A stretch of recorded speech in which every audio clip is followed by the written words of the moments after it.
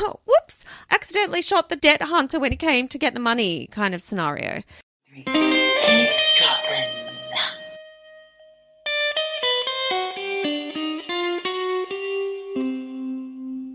Michelle. Well, hello. Geordie, hello. How are you? I'm good. How about yourself? Another day, another country by the sound of it. Yes, I'm in Sweden. I've been looking for the Scar accountable. I haven't actually. He's been looking for you, I'm afraid. No. That guy's locked up. Oh, so he for ain't now. looking for no one, For I now. hope. But they have, I know, they have been letting him out on day release. For that wedding and to help that old lady move house. Yes. So For those of you who don't know what we're talking about, that was an episode, I think, 2 weeks ago. Is that right? 3 weeks ago. 3 weeks I think ago. a couple of weeks ago, yes. Michelle did a one-hander on the Score Cannibal, which is near where you are staying. I was talking to Kenny, Andreas's dad, about this. He lived on Valhallagatan, which is where Scar Cannibal lived. He lived on the same street. At the same time? No, earlier, but... Reaching. No. Sorry, Kenny, no crime cigar for you. No, it was like a tenuous claim to fame. No, I've seen a few people from around here. A lot of them haven't heard about the Scar Cannibal. Really? I wonder if that's because it's being kept under wraps. No, I just think they've been living under a rock. I mean, if there was somebody who ate a person in my neck of the woods, I would know about it, I feel. You think you would, right? Hey, Michelle, I'm just going to segue off for a second just to say, guys, welcome. This is Eavesdroppin, your weekly comedy, true crime, real life, supernatural podcast hosted by me, Geordie. And by me, Michelle. And you're listening to us, which makes you an eavesdropper. And well done to you. We love it. Congrats to you. Keep it up. Keep up the good work. Do you know that it's time to vote, guys? Come on. I'm a bit slow on the social medias, but they should be up by now telling you how to vote. But what you've got to do is go to, I can't remember all the details now, but it's up and running and we're missing. I'm the only one who's voted so far. I voted. Oh, okay. So both of us has voted. That's good. But we need all you guys and your mums, your boyfriends and your boyfriends' dads and all of that to join us, your work colleagues, etc. I'm going to hit up every single WhatsApp of mine, WhatsApp group. We have to. We need to get those votes in. We need to be up there. I mean, look, we're top 5% globally. Now we've just got to get top 2%. Top 2%. Accolades is what I was looking for. We need those accolades. We need to get those prizes coming in thick and fast. Absolutely. Now, let me tell you what you need to do. Pens and pencils at the ready, please, listeners. To cast your vote, you need to go to BritishPodcastAwards.com, and I believe it might be /voting. So that's what you do, first of all. Then it says cast your vote below in pink. So you write Eavesdroppin. You can even write EAV and it will come up. Eavesdroppin. And it'll come up Eavesdroppin at the movies and Eavesdroppin this, that and the other. But you want Eavesdroppin because what are you? You're an eavesdropper. So do that. That's right. But after you've done that, you then have to go and verify your vote. You should get an email to your inbox and make sure that you tick, yes, I did mean to vote for Eavesdroppin. And then you can share it on all your social medias. Thank you. Yes. You're welcome. Thank you and good night. No, we really will thank you if we get anywhere with this, because it will be our third year in a row. And of course, it's all tied up by more established podcasts with much more proactive, possibly. I'm not putting you down, eavesdroppers, but proactive or maybe more of them, listeners. I think it's all wrapped up by famous people and big podcasting networks. But not the listener's choice. Listener's choice is open to the independent, smaller ones like us. So hopefully, if you guys get out there and just give it your best eavesdropping foot forward, we're in with a chance. That would be wonderful. I'd like to be in know. with a chance. Thank you. Yes. And that's it from us about that. Now, Michelle, television. Oh my God, have you been watching any? Because I've had 0 minutes to watch anything. Well, after the last time we spoke, yes, I went and finished the final episode of The Jinx after you spoiled it for me and revealed what happened in the end. I didn't. Everyone knew he died. I didn't. He was dead. Oh, and that reminds me. I am sad. It's a day of mourning. It's not official yet, and it will be by the time this comes out. But one of my favourite TV/radio doctors had a terrible accident on holiday. Dr. Michael Mosley, I saw that in Greece. I think they found his body. Yeah, they found a body today and they think it must be him. We're recording 2 weeks in advance. So, yes, by now we should all know. But I just wanted to lament his loss because he is wonderful. And I know I joked about his one long thing, but it was a great program. I wanted more of Michael's one long things.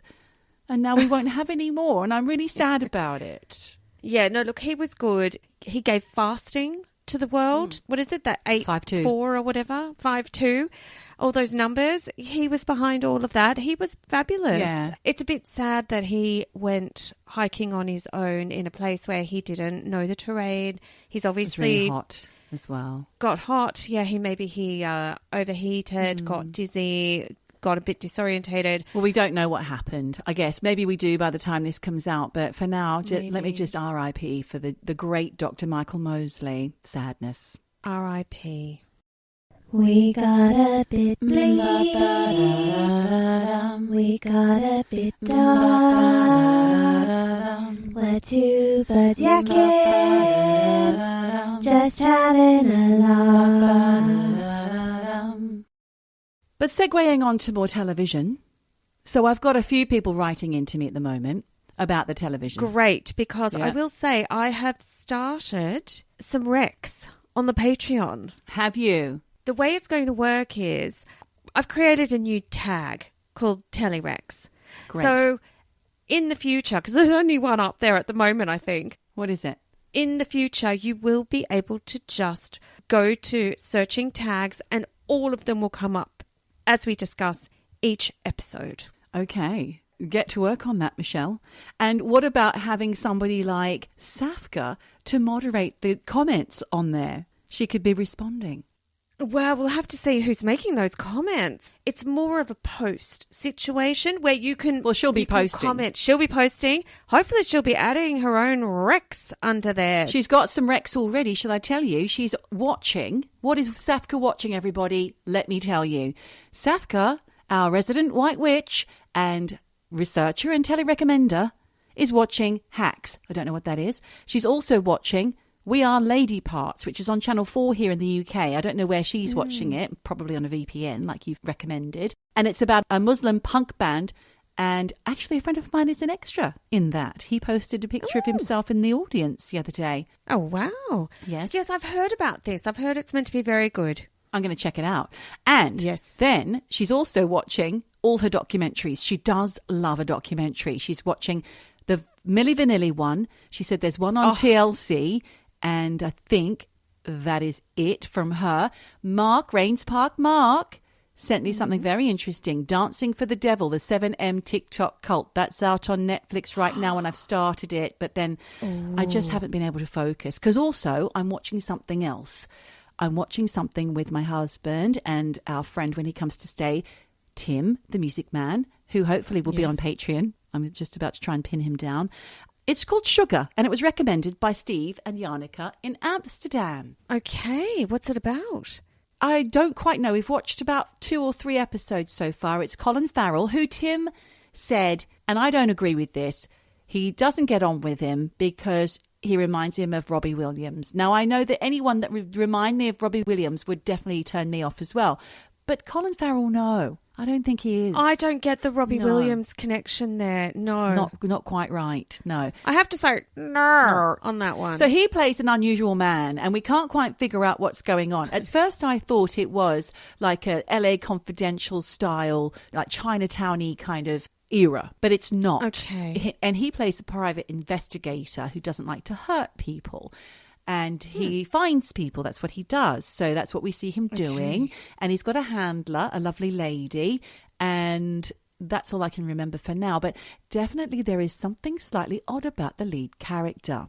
So I think it's going to be a twisteroo. I was going to say it will be revealed at some point because there's not going to be this odd feeling of everything's just slightly ajar unless they are going to wrap that up for you. So I'm excited to hear what happens in that. Well, I won't let you know because that would be spoiling it for people, Michelle. Just put it on your list. Put it on your list. On your list. I tell you what, though, my sister, Eavesdroppin Steph, she wanted a telly rec and I said, listen, I've not watched this, but I did see the trailer for it because I did put a link in the show notes, people, on Patreon, and it was for Telerex Ray, yes, cat person. Oh. I thought, what's this all about?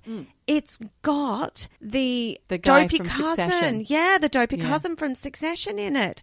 And it looks like it could be a bit of a wild ride, especially if you're a single woman on a dating app. I'm just saying that. Okay. Right, okay.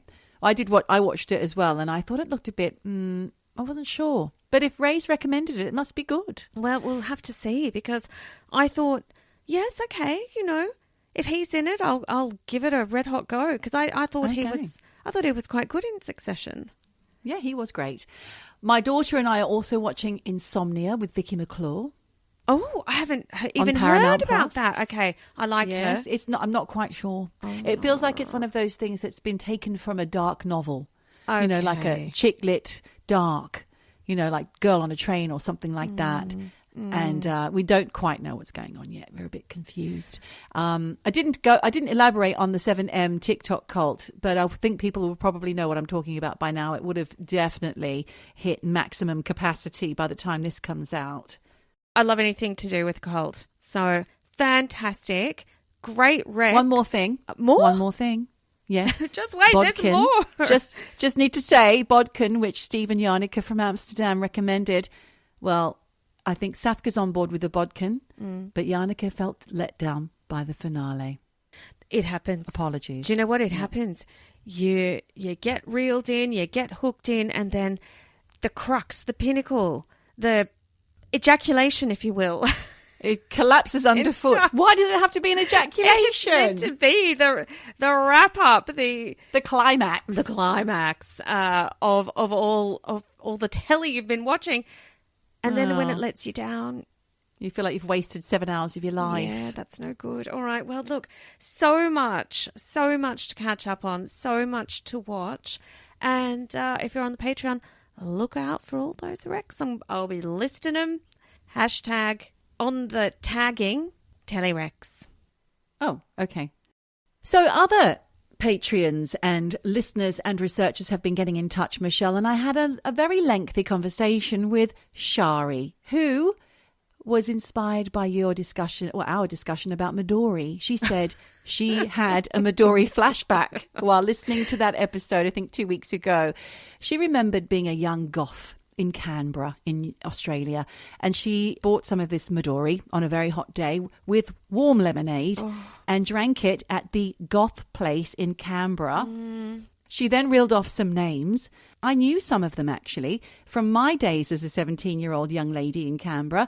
The one guy that we spoke about before, the one with the cape who spoke fluent Pixie, he was there. Yes, and then she rattled off a few more people that I knew. It was so funny. Wow. And it turns out that one particular lady who was dreadfully cruel to our dear Shari was one of my flatmates back in the 80s. No. Wow. Shari finished off her story by saying that her Midori exploits ended with her chundering in the Goths' garden, and the Goths weren't very happy about it, and I don't think they were very kind to her either. Yeah, well, they don't want to, hold your hair when you've got chunks of green coming out, I imagine. It's not nice.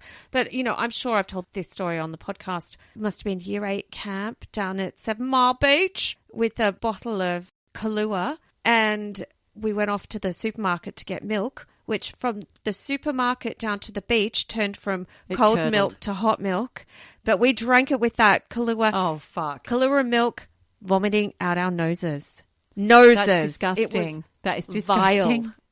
But is it wrong, Michelle, that I now crave an espresso martini? I love an espresso martini, and I don't even drink coffee.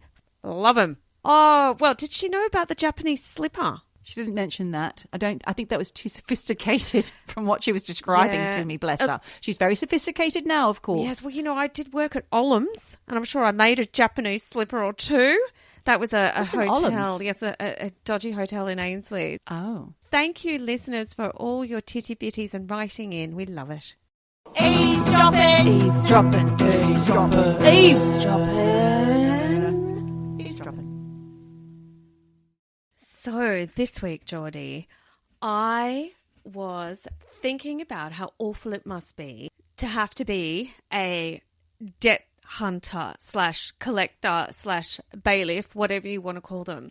Yes, those nasty people that no one likes. No one fucking likes them because they have to go around to people's houses and collect on a debt that clearly these people don't have any money to pay back because if they did have the money, they'd pay it back. It makes me really nervous thinking about it, actually. It makes me think of shows like Line of Duty where someone's come round, the heavies have come round and they'll break your legs or something in order to get their money back. Well, do you know what? Well, they wouldn't get any money back if they broke your legs. I mean, that's the irony of it. Yeah, but they break your legs and they still want the money. That's the thing. But I was thinking about the show we always come back to, Mr. In Between.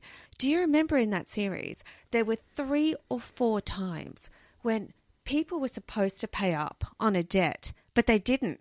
So Ray Shoesmith, he had to step in and collect on the debt. But right before he's about to smash them to pieces, they're like, okay, I've got the money. It's just they didn't want to part with the money. Yeah. You know, and it was like that time and time again in Mr. In Between. And of course, Ray beats the shit out of them anyway. But it got me thinking, do bad things happen to debt hunters? What, in retaliation? Yeah, or are they just the ones doing bad things to people who can't pay up? Well, I hope you went and looked and found out so you can answer your own question, Michelle, because I've got no idea. Yes, lady, I did. So this week, I'm looking at some true crime. True crime. So we're going to go back to January 2011. And Geordie, I did no research on what was going on because a couple of weeks ago we did something in 2010. Do you remember? It was music in 2010 and it was so shit. I thought, well, it's probably not going to be that much better in 2011. So I didn't look. I can tell you. You've got Rolling in the Deep, which is a good song by Adele. In fact, one of my favourites. Yep. Party rock anthem by LMFAO. What does that stand for? Laugh my fucking ass off? Yeah, featuring Lauren Bennett and Goonrock. And I do know how that goes, but I can't remember. I don't remember. Firework, Katy Perry. Oh, the girls used to love that. And that'll do. Wow. Okay, well, do you know what? Bit better than 2010, perhaps. Yeah. Well, this story takes place January 2011, so just after 2010, isn't it? Very, very close. In a place called Frodsham. Frodsham in Cheshire. Yes. How do you know it? Yes, I know it. I've got a friend who lived there. She's recently moved. Thank God. I'm not sure it's a safe place for nice young ladies. It's very fancy. Cheshire is like where all the footballers' wives live. Say no more. Now, apparently, former soldier Scott Davidson, who was 23 at the time, and his 19-year-old girlfriend, Rachel Horton, well, they borrowed $26,000 from a guy called Martin Ithell, who was 49 at the time and who worked at a place called Northwest Debt Recovery because they really wanted to buy a Subaru Impreza, which is a car. Okay. Can't you get them on finance? I don't know, but I looked up what a Subaru Impreza looked like because I thought this must be one fucking gorgeous car. No. It's shit. It's absolute shit. A Subaru, or as my husband calls them, Subaru. A Subaru.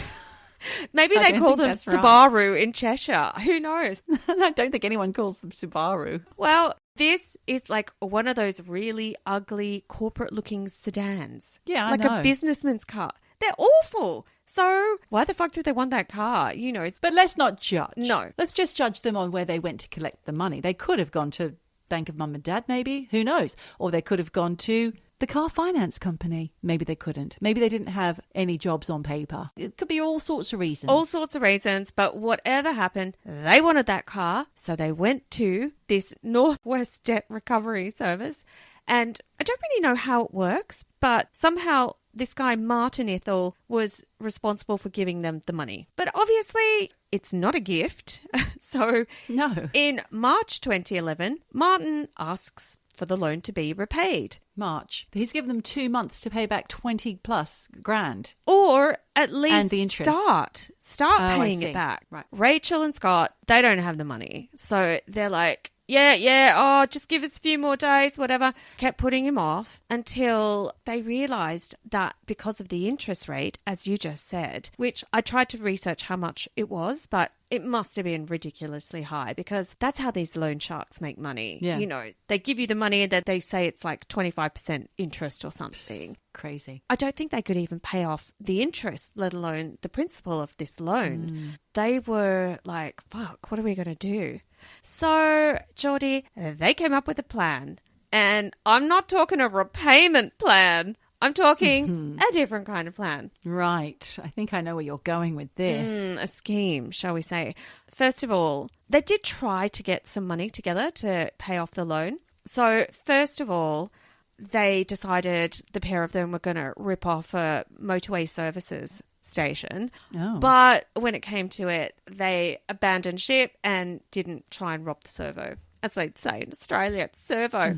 Then Scott decided he was going to rob a local pub using a gun. Oh, God, that's a bad idea. Yeah, into scaring the publican into handing over the cash out of the till, which, mate, you're at a pub. Like, it's not going to be that much. And everyone pays with card. But maybe in 2011, not so much. Maybe there was still cash in the till. Possibly. I'm just thinking about another TV show that my daughter and I are watching, the second series of Blue Lights, which is about the police service in Belfast, which is really hard because the police are universally hated and it's quite rough. It's quite something, actually. It's a great TV show. But if you walked into a loyalist pub or something and tried to shoot it up or tried to rob it, you'd be dead. I can tell you that now. Oh, neighbourhood, gangsters would get you for sure. Well, Scott tried. Oh, what, in the pub? Yep. He went in, had the gun, tried to get the cash, all backfired. He ran out without a penny. So when these two plans, aka schemes, whatever you want to call them, failed, the pair of them, Scott and Rachel, decided, we've got no other choice. We've got to get Martin over to the house, tell him we want to pay back the loan, and then once he's inside, boom, whack him. Oh, poor Martin. Is Martin a big fella? Is he giant? Or is he just a little businessman? I saw a picture of him, and I'll post a link on the Patreon. He actually reminded me of someone out of Spandau Ballet. Not a bad-looking guy. He's had a nice, happy smile, but it didn't go well for Martin, just saying. Oh. Basically, Scott and Rachel called up Martin and said, come on over, we've got the money for you. Because they'd managed to borrow the money from, and this is a quote, from some lads in Liverpool. Christ. Which they got the money from the supposed lads in Liverpool using the Subaru as security. So that's how they were going to pay him back. Right. So Martin's like, yeah, sure, all right. I'll come over. I'll get the money. So Scott and Rachel start getting the house ready to receive Martin. What, like plastic sheets all over the floor and walls? Not even joking. That's exactly what they fucking did. Oh, my God. They weren't putting on a pot of coffee and tidying up the house. Oh. They put a load of plastic sheeting on their hallway floor. So that when they killed Imagine walking into that. I know. Oh, the realization. Well, they were like, we don't want any incriminating blood, so we'll just get some plastic, put it on the floor. They also bought a tin of paint so they could cover up any blood spatters that might, get splashed over their magnolia walls. Then they were really organised. They had a dust sheet in a little handy place ready to wrap up the body once they'd murdered Martin. Because what they planned to do was kill him, wrap him up, chuck him in the back seat of Martin's car that Scott would then drive, and then they would drive Martin's car with Martin's dead body in it to some place in the middle of God knows where, after which Rachel, who in the meantime had been cleaning up the house, and she was going to then put the plastic sheeting full of blood in her Vauxhall Astra. They already had a car. Yeah, well, they weren't using the Subaru for this. They were using her little Vauxhall Astra. And yes, they did already have a fucking car. So she was going to have the plastic sheeting and a can of petrol in her car. And they were going to meet. And then Scott was going to torch the evidence in the middle of nowhere, i.e., light up the car with Martin's body inside. Holy shit. So clearly this was not a, oh, whoops, accidentally shot the debt hunter when he came to get the money kind of scenario. Very premeditated. Exactly. They knew what they were doing. And in the article I read, there were some texts that were revealed. And I didn't really understand these. Maybe you know a bit of the lingo more than me. One text from Rachel to Scott said, I would not like the idea of owing him 11,000. We struggling to pay 500. Yeah. 11,000. You owe more than that, lady. 26. Yeah. Was the initial fee. I don't know where that comes from. Maybe it's 11,000 each. I don't know. It's still 22. I don't know. Then she wrote, where would you get that Armani for 200 sheets? Need a watch if going to be a gangster's wifey. Do what you got to do. Okay, so 200 sheets is £200. Armani. Is that what sheets means? Armani. Okay. Is she just talking about Armani? Maybe there's an Armani watch that she wants because she's like, need a watch if going to be a gangster's wifey. Right. They fancy themselves as gangsters. They do. I think they've watched one too many like dodgy like gangster films and she thinks she's going to be hot shit gangster's wife. She's 19. There was another text that Scott wrote about paying 140 quid for a shooter. And the night before the murder, Rachel sent Scott a text saying, grrr, like G-R-R-R-R-R. Why? Grrr. In the mood for it. Ew. And then she says, could use gutter. I will cover anyone outside. What? We got each other's back. Job all over and done with, then we can start a family. Ew. Are they talking about having sex, like shooting someone and then having sex? I don't fucking know. This is why I was like, I don't really understand what these texts mean more than she's basically egging him on. He's bought a gun and she's kind of like right up in it, you know, because it's like, let's get this done. They're so stupid. Just because Martin's carrying around to get the debt, do they really think that Northwest Debt Recovery Service are not just going to send someone else? Like, come on. But, Geordie, this was not Martin's first go at the rodeo. And he had a feeling this pair weren't legit. So he decides, I'm going to wear a wire. And I'm going to go to their place. So he gets himself all kitted up with a wire listening device. And he has two male mates waiting round the corner in a car who were listening in to the whole conversation on their mobiles, right? When Martin went round there, knocked on Scott and Rachel's door, they heard Martin say, hi, have you been doing some painting? Oh, my God. Because clearly he's seen the fucking... the plastic and the tub of paint in that hallway. Oh, my God. Then the pair, these dudes in the car, hear a shot ring out shit. and then the line went dead. Straight away. Yep. No mucking about. Then they saw Martin's car being driven off by someone who wasn't Martin. So they went round to the house because obviously Martin had said, yeah, I'm going in here. You know, something's not right with this. Like, keep an eye on it. And when the two mates went round, that's when they found Rachel cleaning up pools of blood from the front steps of the house. So they freaked out and drove immediately to a nearby police station. Oh, my God. Told them what had happened. The police swung into action, went straight to the house and arrested Rachel, who was still there. Scrubbing blood. Fucking idiot. I know. And then in front of the cops, she basically rang Scott on his mobile and said, game's up. Wow. The police are here. Scott then drove around with Martin's body in the back of Martin's car for another 2 hours. Oh, my God. And then around 2 a.m., he gave himself up at Blacon, B-L-A-C-O-N, Blacon Police Station. Right. Police went to the car, found Martin's body in the car, where they discovered he'd been shot at close range in the chest. Oh. And then, trigger, he'd been stabbed 8 times in the neck. Oh, my God. In the neck. What's wrong with these people? No. When Rachel was interviewed, she said Scott had shot and stabbed Martin after an argument got out of control when they were discussing the debt and a repayment plan, and that she'd just taken cover in the kitchen and tried to get out of harm's way. You know, nothing to do with her. Now, Scott said in his interview that he'd shot Martin by accident with his dad's shotgun and that it was Rachel who then stabbed him in the neck 8 times. They're just throwing each other under the bus. What a great pair. I know.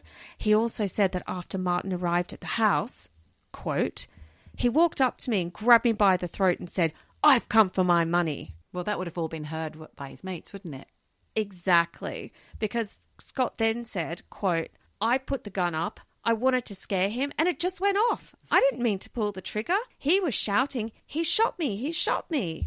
As you pointed out, Martin was wearing a fucking wire. Mm-hmm. I don't know if his conversation was recorded actually, but definitely the two friends were listening in.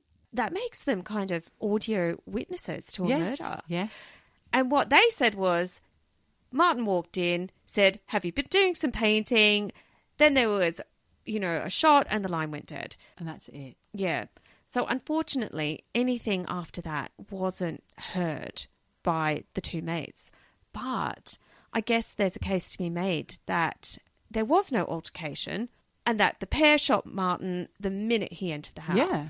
Now, Detective Inspector Helen Spooner, who led the investigation into this, she said that although Scott claimed he had shot Martin by accident in self-defense, she's like, dude, your actions leading up to the murder, i.e.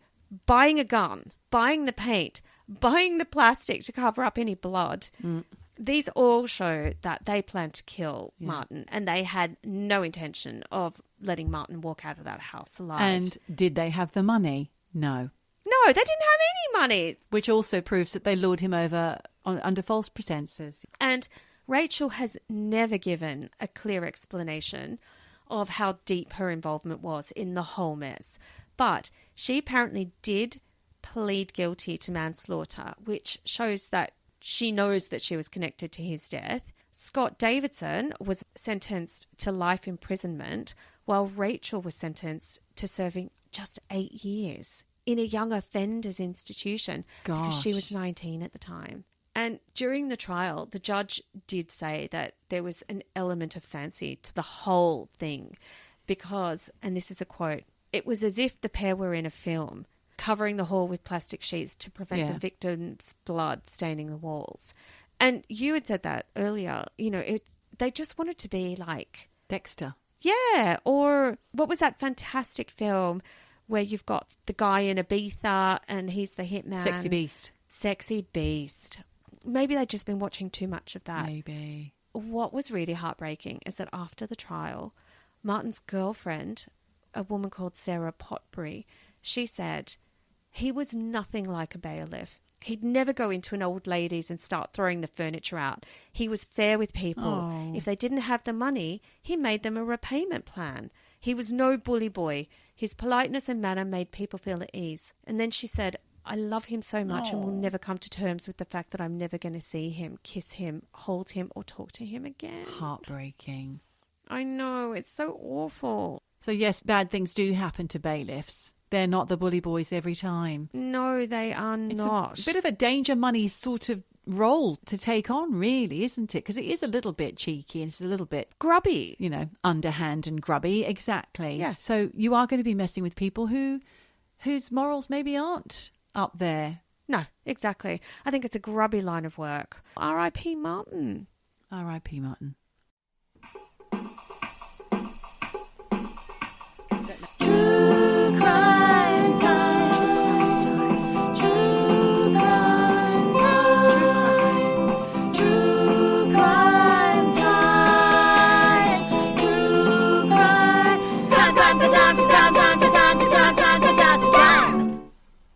So I've been thinking about television that I enjoyed because obviously, we're talking about television almost every week.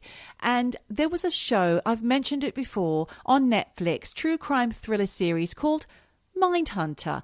It premiered in 2017 and it only ran for 2 seasons. And much like the one that we loved from the BBC, The Hours, it kind of stopped when it felt like it shouldn't have stopped. Right. So I feel robbed. Robbed, I tell you. Damn it. Robbed. What's it about? I've never watched it. No? Oh, you must watch it. Okay. It's inspired by the true story of how the FBI's behavioural science unit began and how they started it by studying psychopaths and serial killers in the late 1970s. And they had these 2 special agents. The names have been changed, but they were based on real ones, real FBI agents. Yeah. And a lot of the convicted murderers that they interviewed were well-known criminals and serial killers, some of whom we have chatted about right here on this very podcast. Well, obviously, because we get right in there with all those serial killers. The main guy is a young one. He's like a newbie, and his name is Holden Ford, which is a weird name if you ask me. That sounds like a made-up name. 2 cars. Yeah, it is made up. That's like Subaru. Daihatsu. It is a made-up name because this is the version. They do give an explanation for his name in the show, but he is played by Broadway musical star Jonathan Groff, and his character is based on John E. Douglas, who is the author of the book called, inverted commas, Mindhunter, inside the FBI's elite serial crime unit. And this book is where the show took its inspiration. Sounds good. John E. Douglas. Yes, it must be, because John E. Douglas wrote it. He sounds amazing. He's a former FBI agent and one of the world's best known criminal profilers. And he uses science and logic to examine serial killers. And he began to understand what leads some people to commit brutal crimes. Murders, in fact. So Douglas and his fellow agents, Robert Ressler and Roy Hazelwood, invented computer-based modern-day criminal profiling in the 1980s. Wow. Congratulations, boys. That's a big fucking thing to invent. It's huge. Jesus. I know. How they did it was by using basic criminal investigation techniques like crime scene analysis and forensic psychology, along with behavioral science. And they would gather their evidence and assemble like a collage or a map, if you like, of the potential culprit. Criminal profiling is a combination of law enforcement and forensic psychology. And this trio's first study, which went on to become the basis of FBI criminal profiling, was based on interviews with 36 convicted sex crime murderers, along with information about 118 of their victims, most of which were women. John Douglas, he was also the inspiration for Jack Crawford in the novels Red Dragon and The Silence of the Lambs, but I don't know who that character is. No, me either. Because I don't recall. I only know, obviously, like Clarice. Lecter. Yes. Yeah. He's also the inspiration for Will Graham. If you watch the TV show Hannibal, which is also linked to the Silence of the Lambs stuff. It's not my area of expertise. No. Apologies. But in Mindhunter, Holden Ford, travels with his partner, an old hand, Agent Bill Tench, all over the country to interview some of the most notorious criminals in American history. And in reality, John Douglas changed the way murder investigations were done thanks to this very interviewing. He really, really did. He interviewed, along with Ressler, the likes of David Berkowitz, son of Sam, John Wayne Gacy, who I think we haven't talked about, thank God. A little bit. He's been touched on, but we have not done an episode because it's too scary. Too dark. Charles Manson, we talk a lot about him. Richard Speck, I have heard a lot of crime podcasts about that guy. And every now and again we touch upon Edmund Kemper. Yes, we have. Yep. Oof. So Bill Tench, the character, is based loosely on Robert Ressler, and it's said that Ressler coined the term serial killer. He also interviewed serial killers. He also was responsible for enabling the capture of criminals who cross state lines by linking up all the police. Yeah, stuff. and that's when they realised, like, in technical terms, all these criminals were getting away just by crossing over, state borders because nothing was joined up. Exactly. Ressler also worked on major serial killer cases such as Jeffrey Dahmer and Ted Bundy. He led the search for both of those guys. He sadly died in 2013, no longer with us. There's another character, Dr. Wendy Carr in Mindhunter, who's played by an Aussie actor, Anna Torv. She was in The Last of Us, amongst other things. She's a psychologist in the show, and her real-life counterpart is Dr. Ann Burgess, who worked in the FBI's Behavioral Sciences Unit with Agents Douglas and Ressler. And all three are credited with writing the book Sexual Homicide, Patterns and Motives, which is a study of serial killers published in 1988. Holy shit. These guys have done some incredible work. And serious work. Really serious work. Absolutely. Yeah. So she pioneered the treatment for trauma and abuse victims and co-founded a counselling program for victims of sexual violence at Boston City Hospital. So all game changers in the field. So why no third season, Netflix? Come on. What's going on? Well, the TV show itself was fantastic, and it was the interviews that really caught my attention, especially the ones who have their real-life counterparts. So David Berkowitz, a.k.a. Son of Sam, who pleaded guilty to 8 shootings and killed a total of 6 people in New York City, and we have discussed him before on this podcast, was featured in the very first episode of Mindhunter, just on the cover of a magazine.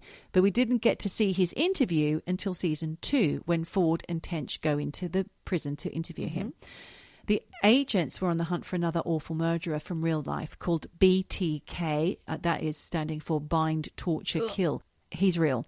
And in reality, John Douglas and Robert Ressler believed BTK had modelled himself on the Son of Sam murders because he had referred to the Son of Sam in some letters to the press, in the same way that Berkowitz or whoever had done during the Son of Sam killing spree. Okay. So he'd done the same thing. So they were trying to find this BTK killer, so they went in to interview all these murderers. And this is what's reflected in the TV show. It really happened with Douglas and Ressler, the FBI agents, and this is what they're showing in the Mindhunter. Every time you say BTK, I just think of BLT. Yes, I know. It's a little... It's unfortunate, that... misconstrued. It's a bit of a burger.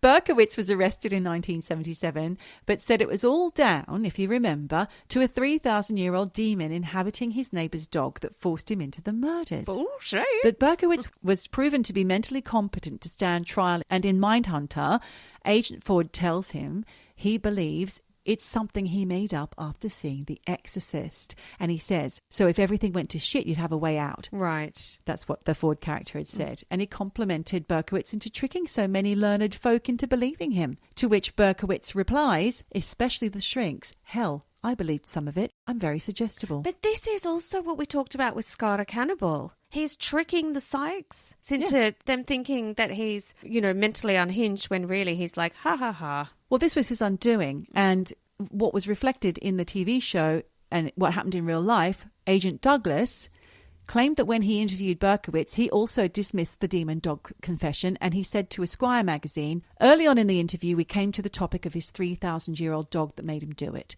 The psychiatric community had accepted the story as gospel and thought it explained his motivation, but I knew that story hadn't actually emerged until after his arrest, and it was his way out. Right. When Berkowitz started talking about the dog in their prison interview, Douglas claims he said, hey, David, knock off the bullshit. The dog had nothing to do with it. Apparently, Berkowitz laughed and then nodded and admitted that Douglas was right. Oh. Simple. Because also there's something about people wanting other people to know how clever they are. Exactly. But then later on in 1979, Berkowitz did say that he'd faked the tales of demons in a prison interview with the New York Times. He said there were no real demons, no talking dogs, no satanic henchmen that led him to kill, and it was just invented by me in my own mind to condone what I was doing. Of course. You can see why people would create a whole story just to get out of it if they can, and then they believe it themselves. Then we've got Charles Manson, who is not a serial killer, but of course we know he was imprisoned for orchestrating the deaths of 7 people, and he appears in the 5th episode of the first series of Mindhunter. In the show, Agent Ford is starstruck by Manson, which makes you wonder about Charlie's famous charm. And it's said that FBI agent Douglas also had a fascination with Manson. And in his book, he wrote, this is inverted commas now, this is John Douglas, he had been forced to live by his wits his entire life, and so had become extremely adept at sizing up the people he met and quickly determining what they could do for him. He would have been excellent in my unit, assessing an individual's psychological strengths and weaknesses and strategizing how to get a killer we were hunting. Yes. He really did have a lot of admiration for Charles Manson's abilities and charm and manipulation techniques. It was just turned towards the dark side, not the light. So who played Charles Manson so brilliantly that you almost thought you were looking at Charles Manson? Let me tell you, Australian actor, friend of one of our researchers, Ren, it's Damon Herriman.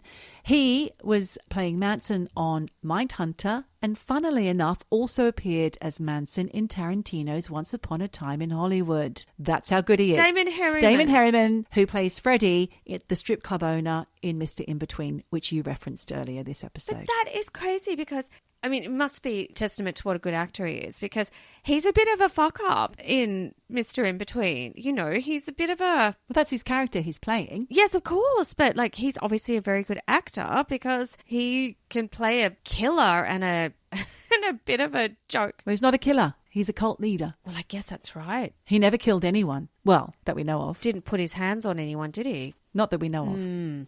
Yeah, but check him out as Manson in both those things, in Once Upon a Time and in Mindhunter, because he looks disturbingly similar to Charles Manson. That's crazy, because I've seen Once Upon a Time in Hollywood. I didn't even realise. He walks across the screen once and he turns and looks at one of the characters, and it's a 3-second shot. Wow. Okay. So in Mindhunter, it was insinuated that co-ed killer Edmund Kemper was held at the same prison as Charles Manson. And in reality, they were at the same California medical facility in the 70s, except Manson was moved a few times before his death in 2017. Kemper was the one with the most intriguing storyline for me in Mindhunter, and their meeting with him was based on the real-life meeting between Kemper and Robert K. Ressler, who wrote about the experience in his book. As we well know, Michelle, Edmund Kemper was known as the co-ed killer and was found guilty of 10 counts of murder, as well as dismemberment and necrophilia. Yeah, awful. In Mindhunter, Kemper was the first accused murderer that Special Agent Holden interviews in the show, and apparently the whole interview is pretty true to life. Kemper was 6'9" and weighed 127 kilograms, which is 280 pounds. His crimes were committed, the 10 counts of murder, between 1964 and 1973, and he also confessed to killing his paternal grandparents at age 15. Jesus. He was diagnosed as paranoid schizophrenic and sent to a mental hospital when he was 15, but released at age 21, and he continued to kill. We have mentioned this before. We have. Why'd they let him out? Well, because he had been an exemplary inmate. Kemper then went on to kidnap and murder 6 young women, all students in the Santa Cruz area, in addition to killing his mother and her friend. And he did all sorts of horrible things, which I'm not going to mention. Please don't. The show ventures into Kemper's childhood and abusive mother, but leaves out a couple of possibly important details from his past that the real-life agents, when they interviewed him, found to be important. That he killed 2 cats, one of which he dismembered when he was a young boy, and also had 2 near-death experiences at the hands of his older sister. The first time it was her pushing him in front of a train, and the second, she hurled him into the deep end of a swimming pool where he nearly drowned. Listen, sis, you could have tried harder. Must try harder. You get a C on your... Or not at all, and maybe he wouldn't have been such a monster. No, but maybe she knew that he was born evil, and she's like, got to get rid of this kid. Maybe. Got to get rid of this kid. I just thought that kind of abuse was the thing that formed the monster within. I just think that sometimes maybe you can tell if a kid is born evil, and maybe that sister was like, this kid's got to go. Wow, that's extreme. But, like I said, see on the report card. Must try harder. Anyway, Agent Ressler writes about his and John E. Douglas's meeting with Kemper and says he was breaking in Douglas at the time. So it's very true to the Mindhunter storyline. Here's an excerpt from Ressler's story from the book Whoever Fights Monsters, My 20 Years Tracking Serial Killers for the FBI by Robert K. Ressler and Tim Schuchtman, 1992. He writes... During those sessions, we had gone quite deeply into his past, his motivations for murder, and the fantasies that were intertwined with those crimes. I was so pleased at the rapport I had reached with Kemper that I was emboldened to attempt a 3rd session with him alone. It took place in a cell just off death row, the sort of place used for giving the last benediction to a man about to die in the gas chamber. After conversing with Kemper in this claustrophobic cell for 4 hours, dealing with matters that entail behaviour at the extreme edge of depravity, I felt that we had reached the end of what there was to discuss, and I pushed the buzzer to summon the guard to come and let me out of the cell. No guard immediately appeared, so I continued on with the conversation. After another few minutes had passed, I pressed the buzzer a 2nd time, but still got no response. Oh, God, this is getting scary. 15 minutes after my first call, I made a 3rd buzz, yet no guard came. Oh, fuck. A look of apprehension must have come over my face despite my attempts to keep calm and cool. And Kemper, keenly sensitive to other people's psyches, picked up on this. Yep. I'd be shitting myself. It could also have been that brown liquid that poor guy had on the seat. Relax. They're changing the shift, feeding the guys in the secure area. He smiled and got up from his chair, making more apparent his huge size. Might be 15-20 minutes before they come and get you, he said to me. Though I felt I maintained a cool and collected posture, I'm sure I reacted to this information with somewhat more overt indications of panic, and Kemper responded to these. What did he do? Stick his hands around his neck? He said, "If I went apeshit in here, you'd be in a lot of trouble, wouldn't you? I could screw your head off and place it on the table to greet the guard." My mind raced. I envisioned him reaching for me with his large arms, pinning me to a wall in a stranglehold, and then jerking my head around until my neck was broken. It wouldn't take long, and the size difference between us would almost certainly ensure that I wouldn't be able to fight him off for very long before succumbing. He was correct. He could kill me before I or anyone else could stop him. So I told Kemper that if he messed with me, he'd be in deep trouble himself. What could they do? Cut off my TV privileges? He scoffed. No, they put you on death row, mate. I retorted that he would certainly end up in the hole, solitary confinement, for an extremely long period of time. Both he and I knew that many inmates put in the hole are forced by such isolation into at least temporary insanity. Ed shrugged this off by telling me that he was an old hand at being in prisons and that he could withstand the pain of solitary and that it wouldn't last forever. Eventually he would be returned to a more normal confinement status, and his trouble would pale before the prestige he would have gained among the other prisoners by offing an FBI agent. My pulse did the 100-yard dash as I tried to think of something to say or do to prevent Kemper from killing me. I was fairly sure that he wouldn't do it, but I couldn't be completely certain, for this was an extremely violent and dangerous man with, as he implied, very little left to lose. How had I been so dumb enough to come in here alone? Suddenly, I knew how I had embroiled myself in such a situation. Of all people who should have known better, I had succumbed to what students of hostage-taking events know as Stockholm Syndrome. I had identified with my captor and transferred my trust to him. Oof. Although I had been the chief instructor in hostage negotiation techniques for the FBI, I had forgotten this essential fact. Next time, I wouldn't be so arrogant about the rapport I believe I had achieved with a murderer. Next time. Ed, I said, surely you don't think I'd come in here without some method of defending myself, do you? Don't shit me, wrestler. They wouldn't let you up here with any weapons on you. Kemper's observation, of course, was quite true because inside a prison, visitors are not allowed to carry weapons, lest these be seized by inmates and used to threaten the guards or otherwise aid in escape. I nevertheless indicated that FBI agents were accorded special privileges that ordinary guards, police, or other people who entered a prison did not share. What have you got then? He said. I'm not going to give away what I might have or where I might have it on me. Come on. What is it? A poison pen? Maybe, but those aren't the only weapons I could have. Or one could have. Martial arts then, Kemper mused. Karate? Got your black belt? Think you can take me? With this, I felt the tide had shifted a bit, if not turned. There was a hint of kidding in his voice, I hoped. But I wasn't sure. Yeah. And he understood that I wasn't sure. And he decided that he'd continue to try and rattle me. By this time, however, I had regained some composure and thought back to my hostage negotiation techniques, the most fundamental of which is to keep talking and talking and talking, because stalling always seems to diffuse the situation. Remember that, people? We discussed martial arts, which many inmates studied as a way to defend themselves in the very tough place that is prison, until at last a guard appeared and unlocked the cell door. As Kemper got ready to walk off down the hall with the guard, he put his hand on my shoulder. You know I was just kidding, don't you? Sure, I said, and let out a deep breath. Yes, because that's the thing. You know, he was in a cell with a killer. No one was coming. Exactly. And they would have just found a dead, lifeless body and a dude, well, like you said, didn't have much to lose. He didn't have anything to lose at all. You know, Kemper's still alive in a California prison. Really? Yeah. And his next parole hearing is sometime this year, Michelle. I couldn't find any more information, but it's in 2024. Yeah. Well, I tell you, that is not going to escape the headlines because that will be big news. Apparently, he's happy with his life in prison. He just wants to stay where he is. Oh, great. All right. Stay there. Keep him there. I mean, it is costing taxpayer dollars, but I'm sure it would cost more to release him. And God knows what he would do with that kind of freedom. Well, he had a stroke in 2015 and since then has recorded thousands of books for the blind. What? Yes. So his voice is on all those books for the blind. A lot of them. Thousands of them. Fucking hell. Your book is being voiced by a murderer. Yep. Holy shit. I'm sure he's not the only one.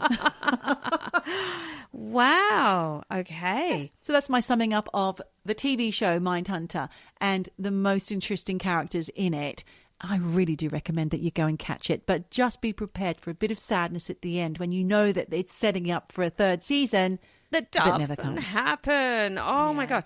Well, thank you. I'm intrigued. So many telerecs, including this one, Mindhunter. Yeah. And I'm going to have to get onto it because I think it sounds really fascinating. Just so many little nods and touching upon other serial killers. Right up my street. Right up my alley. Yeah, you'll love it. And you'll enjoy Damon Herriman as well. Well, I do love him. I mean, there's so many murderers that they interview in it that are real life. They're all fascinating. Yeah, of course. You know, they're narcissists, most of them. They think they're cleverer than anyone else. A lot of the times they are, but they got caught, so they weren't that clever. And I'd love to hear all their psychology behind things. Wow, very interesting. I can't wait to watch it. Thanks. Great. Enjoy that. Thank you. And everybody can go off and don't forget to vote. Oh, yes. Because it's very bloody important for us. Yes, it is. And we do appreciate you. And that's your little way of showing you that you love us. Yes. Get out there voting, we love peeps. Peeps for votes. Votes for peeps. Do it all. Pens for votes. Votes for pens. What? Well, that is absolutely fantastic. Thanks for your story. And Geordie, as you know, there's really only 3 things left to say now. And that is whatever you do. No, wherever you are. Whatever you do. Just keep eavesdropping. Eavesdropping. Eavesdropping. Dropping. Eavesdropping. Dropping. Eavesdropping. Eavesdropping. Dropping. Ouch.